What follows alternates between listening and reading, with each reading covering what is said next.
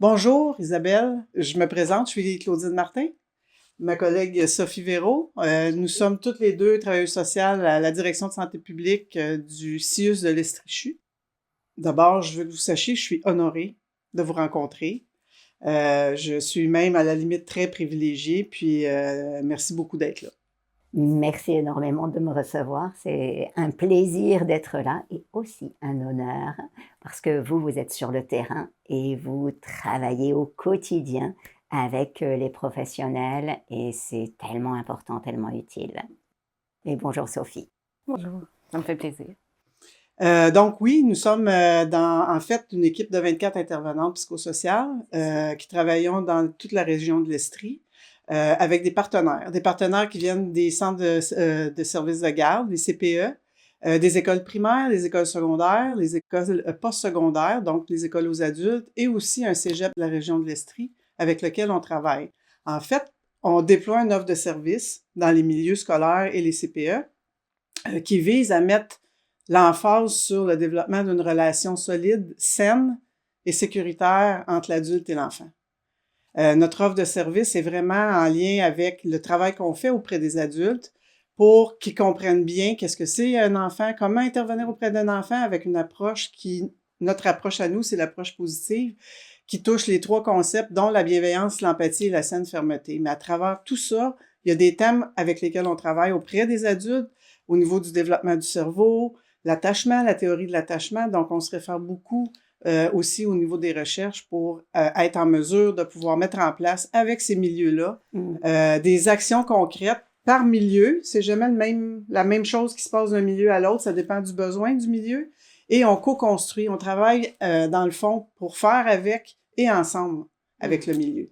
Donc, notre objectif, c'est vraiment de bien intervenir auprès de l'enfant, pour qu'il développe son plein potentiel. Puis à la limite, notre objectif ultime, c'est la persévérance scolaire et la réussite scolaire. Mm-hmm. Donc, c'est un peu dans ce créneau-là que notre équipe travaille en Estrie.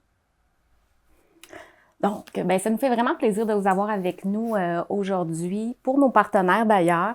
Mais c'est important de vous présenter parce que vous avez une longue feuille de route. Hein? Donc, vous êtes auteur, conférencière, psychothérapeute, spécialisée dans l'intelligence émotionnelle. Vous êtes une figure forte de la parentalité positive en France.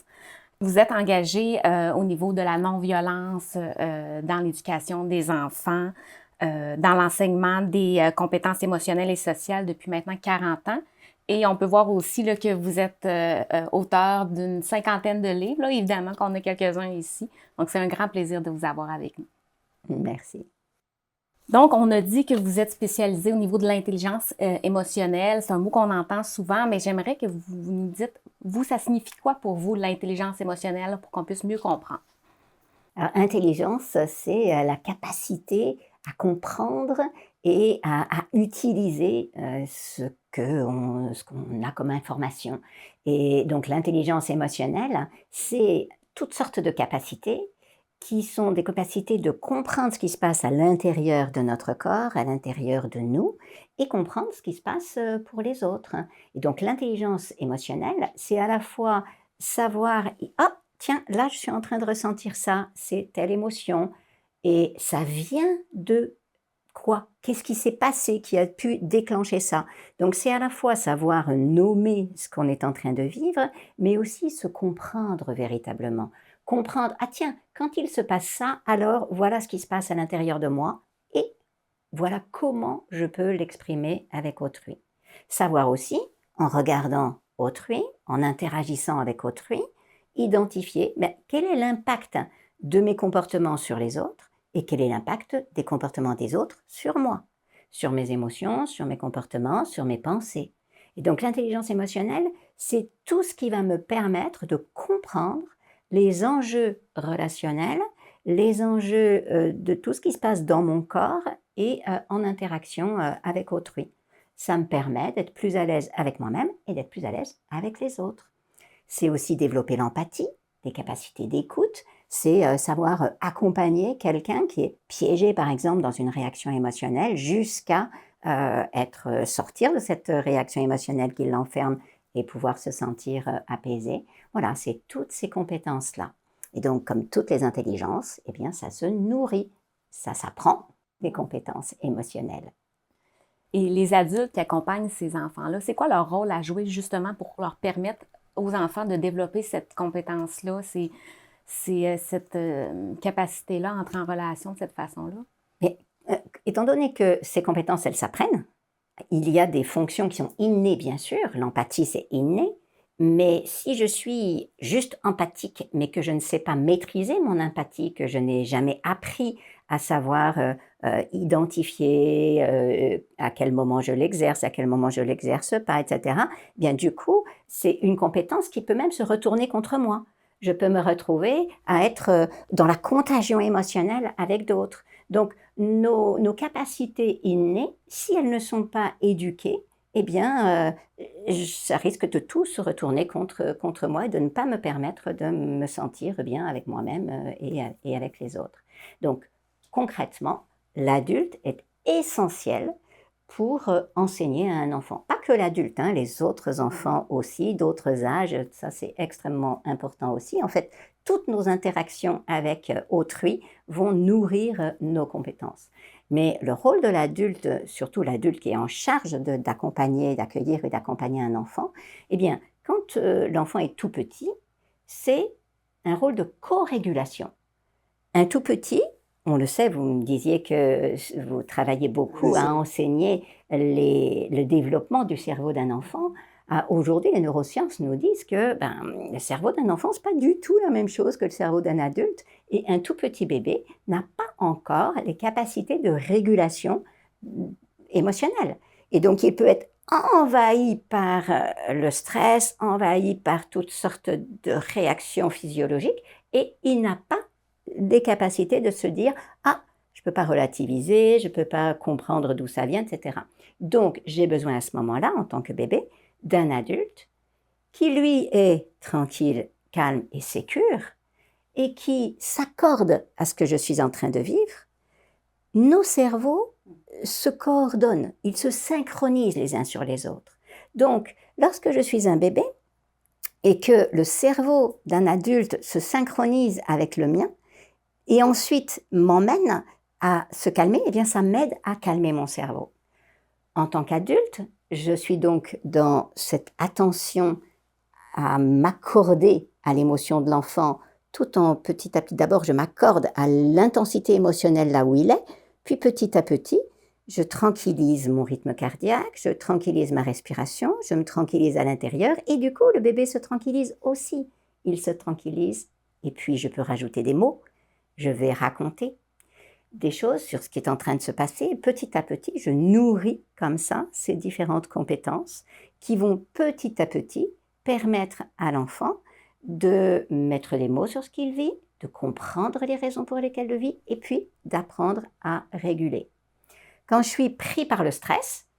Comme adulte? Alors, d'abord comme enfant, si je suis pris par le stress et que personne ne m'aide, eh bien, j'ai aucun moyen de réguler tout ça et je panique.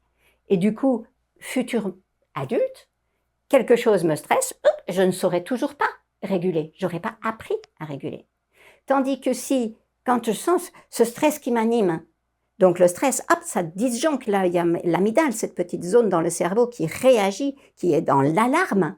Cette alarme, si en même temps, ça s'associe dans mon cerveau avec une sensation de sécurité, parce que l'adulte me fournit de la sécurité, du coup, eh bien, ça se calme à l'intérieur et surtout, dans mon cerveau, se tissent des connexions neuronales entre le système d'alarme et les capacités de se sécuriser et les sensations de sécurité. Ce qui fait qu'au fur et à mesure, je vais être de plus en plus capable de percevoir le stress sans être emporté par le stress et je saurai réguler mon émotion. Et du coup, lorsque je serai adulte, eh bien, ce sera beaucoup plus facile. J'aurai appris, j'aurai construit les structures dans mon cerveau qui me permettent de réguler mes émotions. Vous parliez tantôt de un petit bébé qu'on co-régule avec l'adulte qui comprend, même des fois juste le regard peut amener l'enfant à s'apaiser. Vous diriez que c'est jusqu'à quel âge? Parce que vous parlez des petits bébés, mais les enfants, c'est jusqu'à quel âge que pour vous qui sont capables de trouver ou de développer ces neurones-là? C'est-tu juste quand ils commencent à parler? C'est quand qu'on... Bien jusqu'à 118 ans. En fait, tous les humains, on fait ça tous. Je parlais du petit bébé parce que le petit bébé, il dépend de ça. Oui. Il n'a pas de moyen de le faire tout seul. Normalement, un adulte, il a des moyens de faire tout seul. Mais ça n'empêche, parfois on est emporté. Et ça nous arrive, on voit une collègue qui est emportée par une réaction émotionnelle parce que peut-être il y a une réactivation d'un trauma ou quelque chose. Donc à ce moment-là, je fais pareil. Je vais co-réguler. Je vais m'approcher, je ne vais pas me mettre à juger, dire tu ne devrais pas être comme ci, comme ça. Non, au contraire, je vais m'approcher et je vais lui permettre je vais m'accorder d'abord. C'est toujours cette phase d'accordage, quelquefois on oublie, parce que c'est comme les ondes radio. Si je vais directement sur une fréquence, l'autre ne va pas y venir. Mais donc, je m'accorde, je me mets sur la même fréquence que la personne. Donc, elle est très activée comme ça, donc je vais vers elle comme ça aussi. Je me mets sur ce même niveau d'activation. Et puis, par contre, moi, je ne suis pas emportée par l'activation. Donc, je peux réguler et hop, tranquillement, je respire, je reviens. Mais du coup, comme je me suis accordée ça, et du coup, ça emmène. Pace and lead, on dit en anglais. C'est vraiment, je m'accorde et ensuite je guide vers le tranquille. La connexion, voilà. C'est super importante. Et donc, oui, parce que de fait, la connexion est importante. Exactement. La connexion, c'est essentiel. Essentiel. Et donc, vous parliez d'âge quand même. Donc, un tout petit bébé, je co-régule complètement. Et petit à petit, je vais enseigner la régulation. Et donc, au fur et à mesure que l'enfant va grandir, dès qu'il a une compétence, je ne vais pas faire à sa place. Je vais l'aider, je vais l'accompagner, je vais lui fournir et lui enseigner les compétences qu'il va pouvoir développer lui-même. Parce que l'objectif, c'est pas qu'il ait tout le temps besoin d'un adulte à côté de lui. Hein, l'objectif, c'est qu'il soit capable petit à petit de s'autoréguler. Mais ce qui est intéressant, c'est de mesurer que l'autorégulation nécessite qu'il y ait d'abord eu co-régulation. Il y a davantage de vraie autorégulation lorsque on a co-régulé. Je dis vraie autorégulation parce que parfois, une éducation autoritaire, et dès qu'il y a une émotion, hop, j'isole l'enfant ou je lui demande tout de suite de réguler, toute seule, il peut se rassembler à l'intérieur et se figer. Et parfois, les adultes prennent ça pour « il s'est soumis et donc, ça y est, il est sage ». On croit qu'on a gagné, il a réussi à canaliser ses émotions. Pas du tout. C'est juste en figement. Mais il suffit qu'il y ait un peu plus de liberté quelque part, un peu plus de sécurité, et hop, ça va ressortir un petit peu plus tard. Donc, c'est important de ne pas confondre une vraie sécurité intérieure, où on régule véritablement l'émotion. Pour réguler, ça veut dire je la ressens, je l'éprouve, je vérifie si elle est appropriée ou pas, j'exprime ce qui est approprié et je tempère ce qui n'est pas approprié. Mais la soumission, l'obéissance, entre guillemets, et à cette soumission qui fait que l'adulte me fait peur et je vois que je dois être conforme, je dois cacher mon émotion, c'est de la répression de l'émotion. C'est pas du tout pareil. On se rétrécit, l'enfant se rétrécit à l'intérieur. Donc, peut-être il sourit. Et ça s'appelle fawn response, la réponse du petit faon, la réponse de suradaptation, où l'enfant, voilà, il sourit, mais en réalité, il n'a pas appris à réguler son émotion. Il a appris à contrôler son émotion, ce qui est le contraire. Quand on contrôle trop, en fait, on risque d'être beaucoup plus facilement dérégulé. Très intéressant. Vraiment. Tantôt, on parlait justement d'adultes qui peuvent des fois être pris par ses émotions, dans le fond. Puis dans vos livres ou de nous, dans les ateliers qu'on donne, des fois, on suggère des interventions justement de connexion.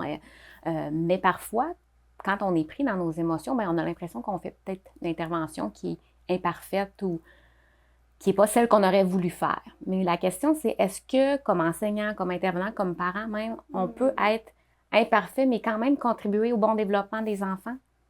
Alors, il y a beaucoup de choses dans votre question. Et il y a un mot qui ne me plaît pas, c'est imparfait. Parce que si on juge qu'on est imparfait, ça voudrait dire qu'on se compare à quelque chose à quelqu'un de parfait Et donc, on est dans une dynamique de jugement sur soi et d'évaluation de notre propre comportement. Mais on s'en fiche. Ce qui est important, c'est l'enfant. C'est de quoi l'enfant a besoin. Je n'ai pas besoin de me regarder dans le miroir. Est-ce que j'ai un comportement parfait? Est-ce que je suis un adulte parfait? Non. C'est là de quoi l'enfant a besoin. De temps en temps, on sort. Alors, c'est rarement parce qu'on est pris par une émotion. En réalité, c'est une réaction émotionnelle qui n'est pas une émotion. Parce que quand on est réellement pris par une émotion, notre comportement sera juste. Presque toujours. L'émotion, et ça veut dire vers l'extérieur, motion c'est le mouvement. L'émotion c'est le mouvement de la vie qui s'exprime à l'intérieur de moi, vers l'extérieur. Et donc si je suis pris par une émotion, une vraie émotion, et que je parle à l'enfant et que je m'adresse à l'enfant à partir de cette émotion, je serai probablement toujours juste. Si c'est une vraie émotion. Malheureusement, 90% de nos réactions ne sont pas des émotions, mais des réactions émotionnelles qu'on dit parasites, parce que, en fait, ce sont des trucs qui se sont accrochés à nous de notre histoire, et donc ce n'est pas vraiment des réactions. Par exemple, s'il y a un danger et que vous réagissez avec de la peur, c'est approprié face à l'enfant. Mais par contre, s'il n'y a pas de danger, mais que vous éprouvez de la peur, et que du coup, c'est à partir de cette peur que vous réagissez à l'enfant, en fait, le déclencheur a, dans votre cerveau, été associé à un souvenir, et c'est ce souvenir qui va déclencher l'émotion de peur. Ça n'est pas une émotion, c'est une réaction émotionnelle parasite secondaire. Les scientifiques appellent ça la réaction lente. C'est une réaction qui donc fait un passage par le cognitif, par l'interprétation. Et du coup, ça, c'est pas universel, c'est chacun en fonction de son histoire. Donc, quand notre histoire arrive là-dedans et elle colore les réactions émotionnelles, souvent, effectivement, on est à côté de la plaque. Quand on se rend compte qu'on est à côté de la plaque, génial! Parce que Edward Tronick, ce fantastique chercheur qui est à l'origine de l'expérience du visage impassible, tellement importante expérience et qui montre que lorsqu'on fait un visage impassible, eh bien, l'enfant se désorganise très très vite. Ces études ont montré que une réaction, une relation optimale, c'est-à-dire la meilleure relation possible pour permettre à un enfant de se développer, c'est sûrement pas une relation parfaitement ajustée tout le temps. C'est 30% du temps d'ajustement et d'accordage. Et 30%? Oui, et 70% de désaccordage. Ça veut dire qu'il est nécessaire qu'il y ait des moments de désaccordage. Parce que si moi, Claudine, vous êtes l'enfant, je suis tout le temps dans l'interaction positive avec vous, tout le temps attentive à vos besoins et tout, comment vous vous sentez là? Envahi, quoi. Oui. Hein? Et puis, pas beaucoup d'espace. Non. En fait, le fait que je sois un peu moins centrée sur vous quelques instants, hop, je me tourne, ça vous donne de la liberté. Et donc, c'est ça, en fait. C'est 30% du temps, on est accordé et on répond aux besoins de l'enfant. Et 70%, on n'est pas accordé. Et on peut être en désaccord. Et plus, le désaccord même est riche. Qu'est-ce qui se passe? Là, je me centre un peu trop longtemps sur Claudine. Donc, du coup, vous, Sophie, le deuxième enfant, vous vous sentez exclue. Donc là, je suis en désaccord avec vous. Mais du coup, qu'est-ce qui se passe? Je vais repérer que vous êtes en train de vous dire que ça ne va pas, qu'il y a quelque chose qui... Et du coup, en tant qu'adulte, je répare. Et en fait, pourquoi? C'est pas qu'il faut faire des erreurs 70% du temps, évidemment, mais que 70% du temps, on est en désaccordage et ça fonctionne à condition qu'on répare. Et lorsque je répare, la relation est encore plus forte parce que du coup, il y a encore plus de sécurité. Parce que si le parent répond tout le temps à l'enfant de manière appropriée, l'enfant ne peut pas construire de la sécurité puisqu'il a besoin tout le temps de l'adulte qui soit là. Donc finalement, ça ne construit pas la sécurité. Donc une vraie sécurité intérieure va se construire grâce à 30% d'accordage, 70% de désaccordage, de temps à condition qu'il y ait réparation. Donc chaque fois, je me rends compte que j'ai réagi vis-à-vis de l'enfant d'une manière que je ne voulais pas. je me suis rendu compte que ce que j'ai fait n'était pas approprié, ou bien que c'était approprié, mais que ça n'a pas répondu à l'enfant, ou bien que ça l'a mis pour des raisons X, Y, voilà. C'est pas forcément qu'on a fait faux, c'est que à ce moment-là, ça n'a pas joué. Et donc, l'enfant est en détresse, hop, je répare. Et le simple fait de réparer est plus efficace. Voilà, ça va nourrir davantage sa sécurité intérieure. Parce que ce dont on a tous besoin, c'est pas que le monde soit parfait tout le temps, c'est qu'on sache comment réparer quand ça va pas. Et qu'on sache qu'il y a toujours quelqu'un qu'on peut toujours corriger, réparer, restaurer la relation. J'imagine que ça leur donne un bon modèle aussi de dire que quand on fait des erreurs, ben, on peut s'excuser. Tout à fait, ça c'est essentiel et c'est fondamental même parce que trop souvent les parents, on oublie, les adultes qui accompagnent les enfants, on oublie que les enfants apprennent par modélisation. Ils nous regardent en permanence. Et donc si on est tout le temps parfait, eux ils se mettent dans cette dynamique aussi et ça va pas. Tandis que montrer comment on tombe et on se relève, montrer comment on se trompe et on corrige, c'est extrêmement riche. Oui, tout à fait. Moi, j'aime bien le côté, en fait, le mot imparfait, le ramener à plus dans le désaccord, parce que des désaccords, on en vit quotidiennement, là, des choses qui sont comme, qui viennent nous heurter, fait que pour moi, le mot imparfait, remplacer le mot imparfait par 70%, ça veut dire qu'on est quand même bon, là. Ouais. Mais voilà, voyez comme on a besoin de se rassurer, de se dire on est quand même bon. Oui, et c'est pas le problème. Et ça signifie qu'on a été éduqué de manière conditionnelle.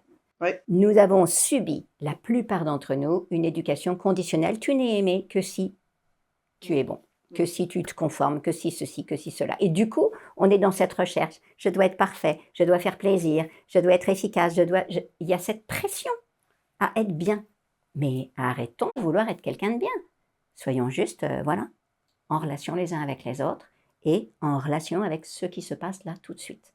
Parce que si je cherche à être quelqu'un de bien, je vais aller diriger mon comportement par rapport à mes images de ce qui est bien.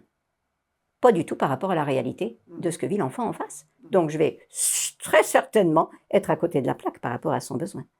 C'est privilégier la relation plutôt que l'image. Je dois être quelqu'un de bien. Pour toutes sortes de raisons, il y a des fois certains enfants qui n'ont pas eu la chance de développer un attachement sécurisant dans leur famille.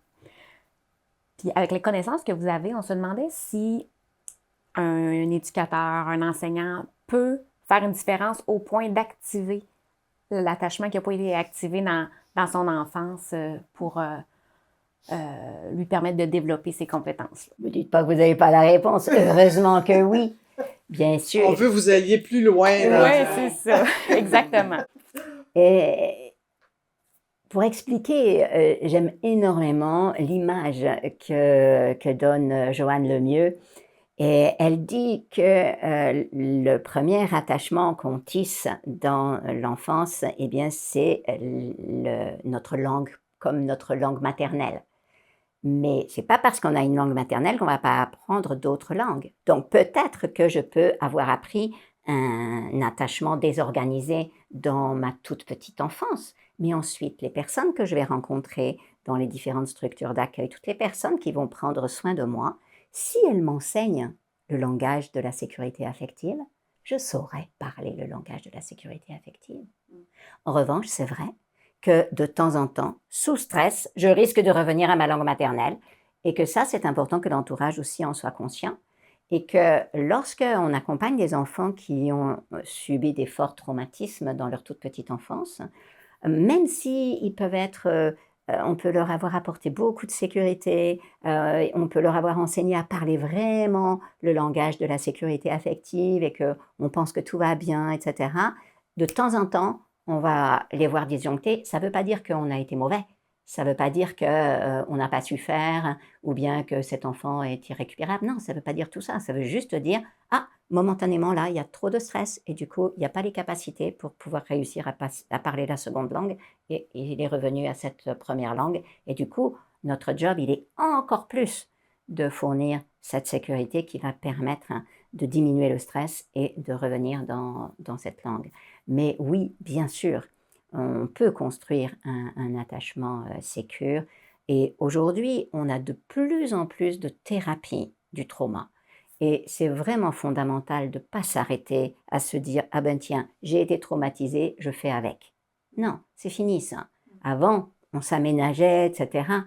Aujourd'hui, il y a une explosion de thérapies qui sont excellentes, qui sont rapides, efficaces, pointues et qui permettent vraiment de soigner les traumas de l'enfance, de la toute petite enfance, même des choses dont on ne se souvient pas, et les traumas complexes. Donc, n'hésitons pas, lorsqu'un enfant a été désorganisé dans sa toute petite enfance, à le faire accompagner. C'est-à-dire qu'il y a, d'une part, éviter de retraumatiser, bien sûr, savoir répondre lorsqu'il réagit avec son trauma et mesurer qu'un certain nombre de ses comportements sont liés au trauma du passé, donc à l'attachement insécure. Ça peut être un attachement insécure évitant, un attachement insécure anxieux ou un attachement désorganisé. On voit que les comportements qu'il a ne sont pas des mauvais comportements, mais des résultats de cet attachement insécure. Et du coup, ça nous donne le job, la responsabilité de fournir suffisamment de sécurité pour lui enseigner l'attachement sécure. Mais donc, on peut travailler sur la relation avec lui, et ça n'empêche que c'est aussi important de l'adresser à un thérapeute qui va vraiment lui permettre de guérir les traumas qui sont à l'origine de l'insécurité et de la construction de son attachement insécure. Merci pour cette belle réponse-là, parce que c'est la réalité des fois des enseignants, des intervenants, qui sont un peu confrontés au vécu de l'enfant, puis ont l'impression que des fois, peux-tu vraiment faire une différence? Donc, merci pour cette belle réponse. Mais on a besoin de prendre son temps.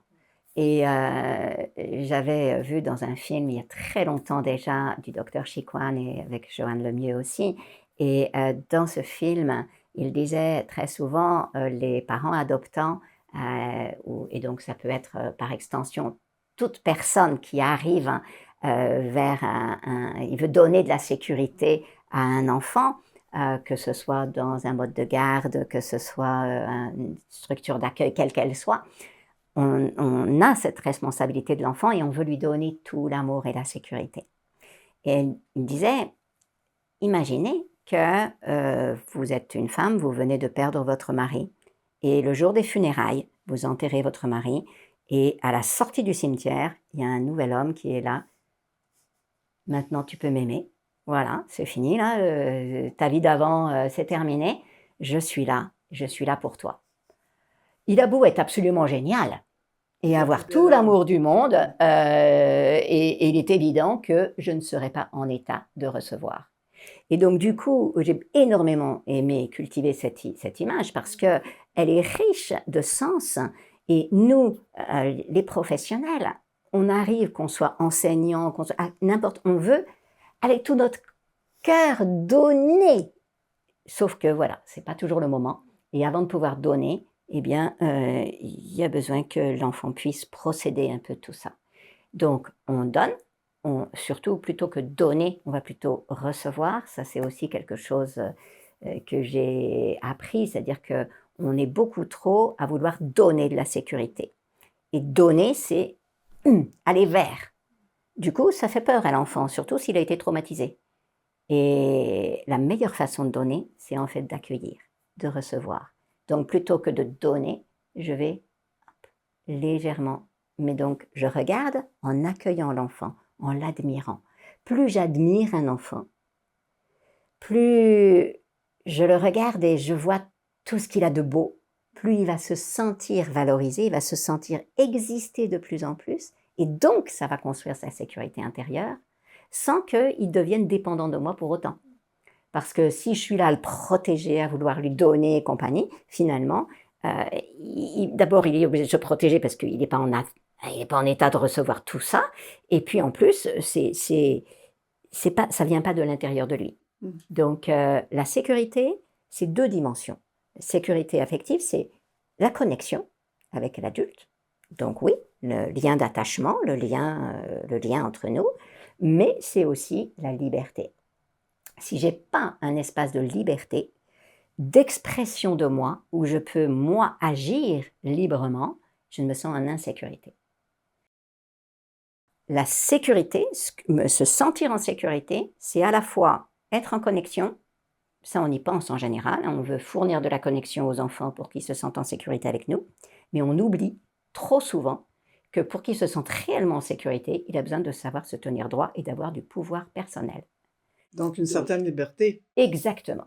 Et plus je vais donner de liberté, mais pas juste une liberté, tu fais ce que tu veux, mais j'ai vu telle compétence, je vais remarquer ses forces, je vais l'aider à développer ses forces, je vais fournir un cadre qui va lui permettre de développer ses forces. Donc, je vais éviter d'intervenir quand il est capable tout seul. Je vais l'admirer et n'intervenir que quand il a vraiment besoin, mais surtout, plutôt fournir le socle qui va lui permettre de développer ses propres compétences. Donc, toujours les deux choses pour la sécurité, connexion, pouvoir personnel. Wow, merci. Je ne sais pas si toi, tu entends souvent ça dans ton coin, mais casser un comportement, c'est quelque chose qu'ici, au Québec, on entend. Moi, je l'ai entendu souvent. Quand il y a un enfant qui a un comportement considéré difficile, les gens peuvent avoir tendance à dire il va falloir qu'on y casse ça, ce comportement-là, pour que ça devienne une habitude. Est-ce que c'est quelque chose que vous entendez? Puis qu'est-ce que vous en pensez de ça, de vouloir faire casser des comportements qui peuvent être dérangeants aux yeux de l'adulte? Alors, je ne connaissais pas cette expression de casser un comportement, mais l'image va bien. Et déjà, ce qui est intéressant, c'est le visage que vous avez fait en même temps que vous en parliez. Casser le comportement. Et donc, on voit qu'il y a une confrontation. Oui. Donc déjà, on n'est plus dans nourrir l'intelligence émotionnelle de l'enfant. Exact. Puis dans l'accueil. Non. On n'est plus dans l'accueil. Non. Et pour quelle raison on devrait être dans l'accueil? C'est que si un comportement est débordant, il y a une raison pour ça. Casser le comportement, c'est quelque chose qu'on peut se dire si on imagine que l'enfant le fait exprès, ou bien qu'il est dans une dynamique relationnelle avec nous, de confrontation, etc.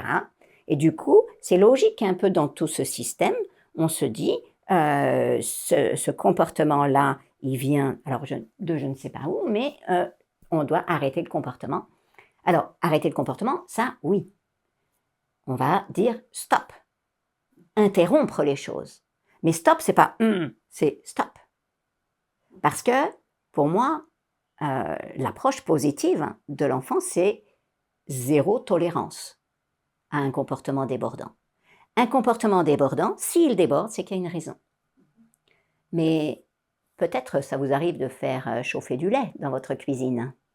Et quand on fait chauffer du lait, ce qui se passe, c'est que si on fait chauffer un petit peu trop, ça déborde. Et à ce moment-là, plusieurs solutions. Est-ce que dans notre cuisine, on prend un couvercle et on essaye de dire stop, de dire non au lait, etc. Non. Ça va exploser. Eh oui, On on retire, on éteint le gaz. Et donc, avec un comportement débordant de l'enfant, c'est la même chose. Dire casser le comportement, c'est je vais arrêter ce débordement, je mets le couvercle.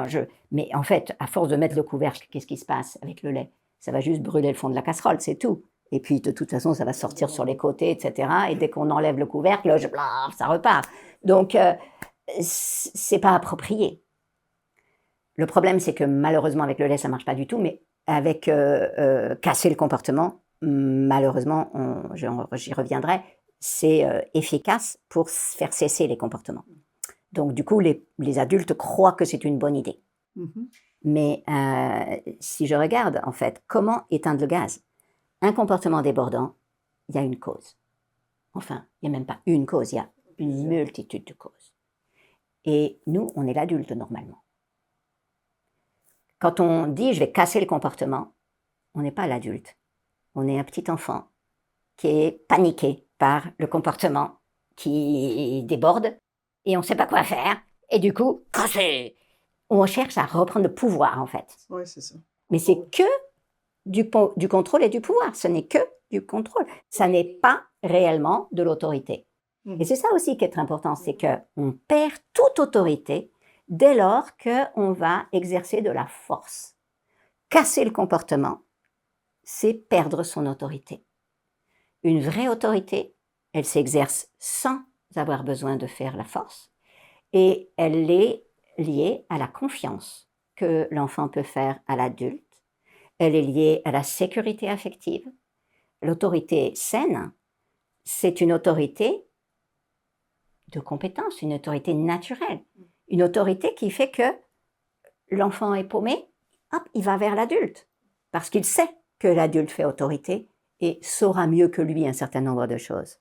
Donc, les enfants respectent naturellement l'autorité de l'adulte pour autant que l'adulte soit attentif à eux, les respecte, soit en connexion et leur laisse le pouvoir personnel suffisamment.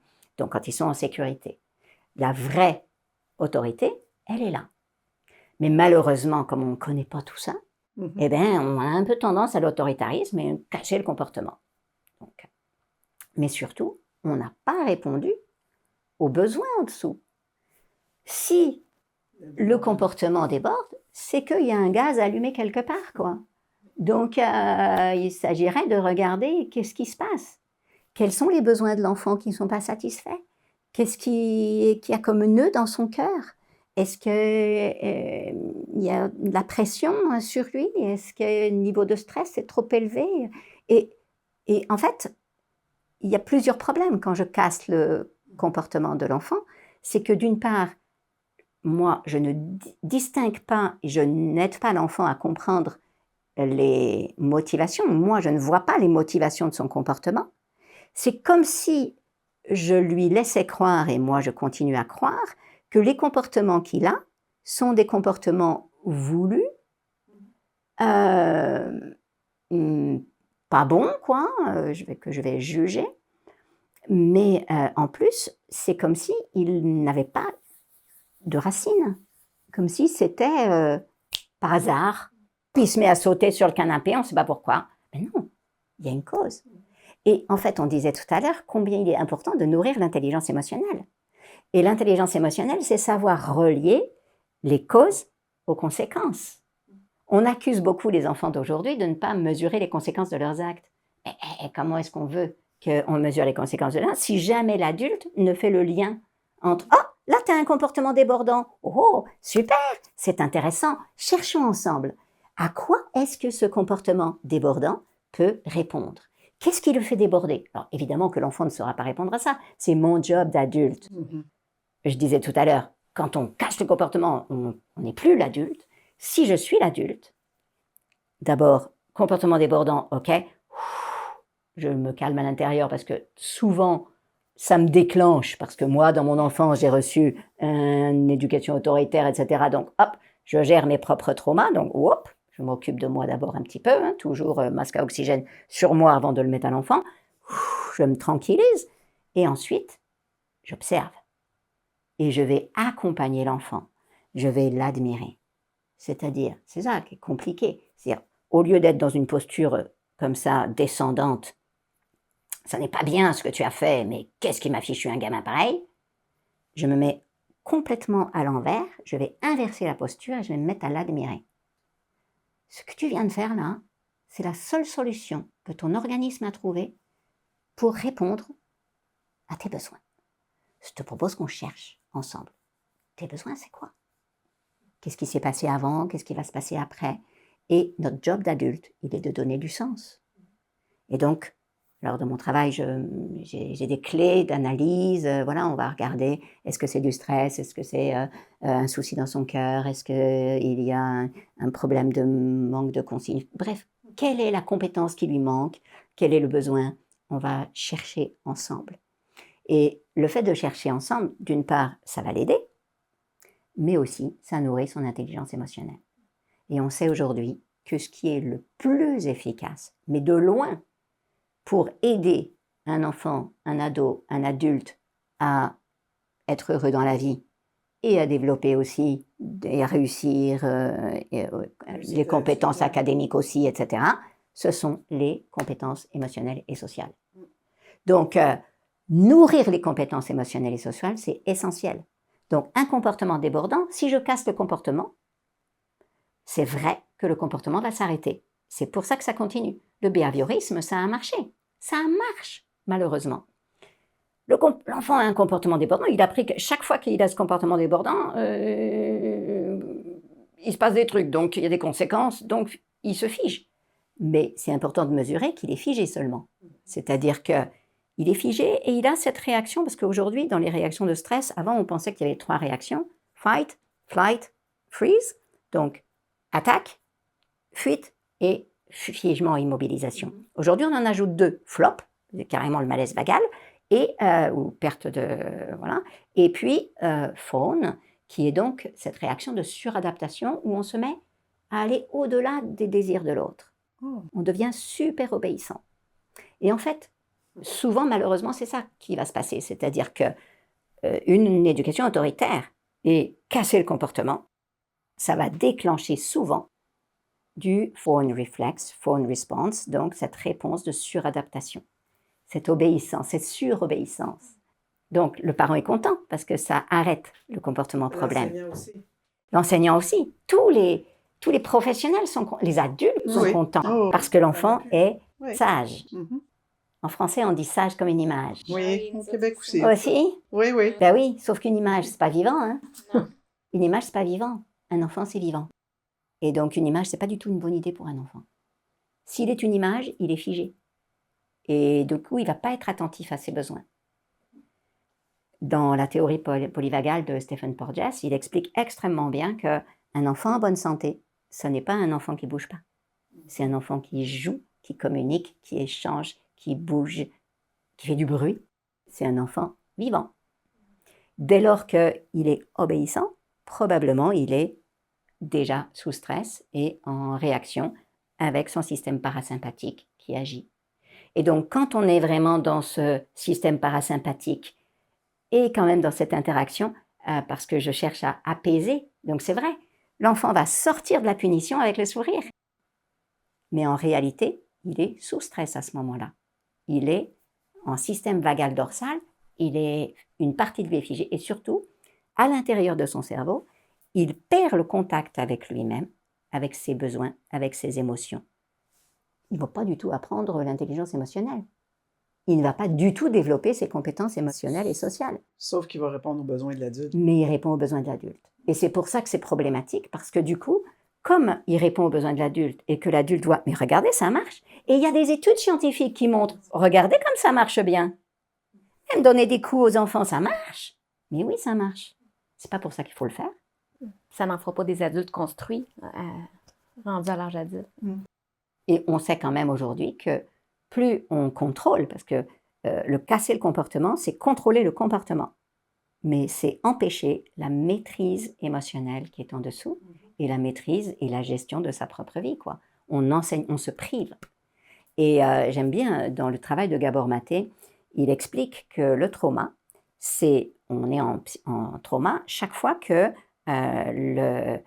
notre réaction, enfin l'événement adverse, dépasse nos capacités de régulation. Donc c'est une chose vraiment très dure qui m'arrive, ou bien une succession de petites choses qui m'arrivent, mais c'est aussi ne pas avoir l'occasion d'être entendu dans mes émotions, d'apprendre la régulation émotionnelle, d'apprendre ce que j'aurais dû apprendre. Donc c'est pas seulement ce qui nous arrive qui va créer du trauma et qui va abîmer notre personne en fait, c'est aussi ce qui ne nous arrive pas. Et donc chaque fois qu'un adulte casse le comportement d'un enfant, au lieu d'en profiter pour lui enseigner des compétences psychosociales, selon Gabor Maté, ça s'appelle du trauma. Très intéressant. Vous parlez beaucoup des enfants, mais quand on parle des ados, on est dans les mêmes choses. Au niveau de l'adolescent avec le parent, de bien comprendre le comportement de l'enfant, ou le parent qui isole l'enfant, l'adolescent, on est dans les mêmes interventions auprès des ados quand vous parlez de casser un comportement. C'est ça. En fait, l'adolescence, c'est une période extrêmement vulnérable. Et une grande partie du cerveau est en complet remaniement. Il y a un élagage de toutes les voies neuronales qui ne sont plus utiles, construction d'autoroutes dans le cerveau, mais bref, il y a toute une période où c'est en travaux. Donc forcément, les ados vont avoir des comportements très impulsifs, ils ont du mal à réguler leurs émotions Et on ne comprend pas. On avait des enfants qui étaient mignons comme tout, puis tout d'un coup, prof, tout éclate, etc. Donc maintenant, on sait ce qui se passe dans leur cerveau et c'est très important quand les adultes comprennent à quel point c'est un remaniement tout ça. Du coup, ils ont beaucoup plus de tolérance. Tolérance ne veut pas dire on va laisser faire, mais on va pallier aux difficultés et à ce moment où l'ado n'a pas toutes ces compétences-là. C'est une période, l'adolescence aussi, où, comme il y a cet élagage, il y a la mémoire qui revient et c'est un moment de réadaptation. C'est un moment où toutes les carences d'attachement de tout petit vont ressurgir. Toutes les blessures, tous les traumas de la période tout petit risquent d'être réactivés. C'est une chance parce que si elles sont réactivées, on peut les retravailler et les soigner. Et donc, lorsqu'un comportement, un adolescent déborde, génial, stop, on se précipite et on en profite pour l'aider à guérir, éteindre le gaz. C'est-à-dire que si son comportement est très débordant, c'est qu'il y a une grosse souffrance derrière. Et donc, on va aller chercher le trauma. Et on profite de ce moment-là pour faire le trauma. Si on casse son comportement, eh bien, forcément, et oui, ça met le couvercle dessus et il reste tout aussi isolé à l'intérieur. Donc oui, il va se conformer, il va être un bon petit gars, une bonne petite fille, mais non, il n'aura pas toute sa santé. J'aimais bien tout à l'heure, vous disiez que dans votre travail, vous cherchez à fournir vraiment un socle pour le plein développement du plein potentiel de chacun. Et c'est ça. Donc, quand on casse un comportement, on n'arrive pas, on n'est pas dans le développement du plein potentiel. On casse quelque chose et du coup, on prive l'enfant de la possibilité de développer un plein potentiel. On casse, mais on répare pas. On peut casser, mais on répare pas. Donc, on reste toujours... c'est latent. Il y a comme toujours quelque chose, puis enfin, il n'y a pas la possibilité de pouvoir s'exprimer. Donc, il y a besoin d'un adulte qui l'accompagne là-dedans. C'est ça. Vraiment penser en termes de développer les compétences émotionnelles et sociales, je trouve ça extrêmement important. Et face à une enfance adverse, c'est vraiment ce qui est le plus efficace, le plus solide pour assurer le bon développement, le développement optimal de l'enfant, de l'adolescent, de l'adulte et sa réussite dans la vie. On aurait une petite dernière question pour nos partenaires. Est-ce qu'il y a des choses que vous souhaiteriez leur dire, nos partenaires étant les milieux de garde ou les milieux scolaires? Y a-t-il quelque chose que vous souhaiteriez leur dire, ou vous adresser à eux maintenant? Ben, peut-être juste penser à admirer. Admirer. Admirer. Oui. Systématiquement, il y a quelque chose qui me gêne, je me sens en énervement, hop, je me mets à admirer. Je prends la posture de base d'admirer. Et ensuite, admirer, c'est un acronyme. A pour s'accorder. D, décrire. M, mesurer ce qui se passe pour l'autre. I, investiguer, identifier. R, reconnaître l'émotion de l'enfant et les raisons pour lesquelles il agit comme il agit. E, lui permettre d'exprimer. Et R, résoudre. On ne résout qu'après tout ça. Mais c'est le tout l'acronyme basé sur cette posture d'admiration avec ce présupposé. Si ça déborde, c'est que c'est le seul moyen que l'enfant a trouvé ou que l'ado a trouvé pour exprimer ce qui se passe en dessous. Et moi, mon job d'adulte, il est de l'aider à trouver où est le gaz. Et c'est à moi d'éteindre le gaz. Il ne peut pas le faire tout seul. Il a besoin de moi. Donc les ados, les enfants, ils ont besoin de notre présence. Pas d'une présence trop grande. Encore une fois, on se rappelle, connexion et pouvoir personnel. Wow, merci beaucoup. Merci. Qu'est-ce qu'on peut dire de plus? Ben oui, merci beaucoup de votre temps. Merci beaucoup pour ce bel entretien. Merci à vous. C'était un plaisir.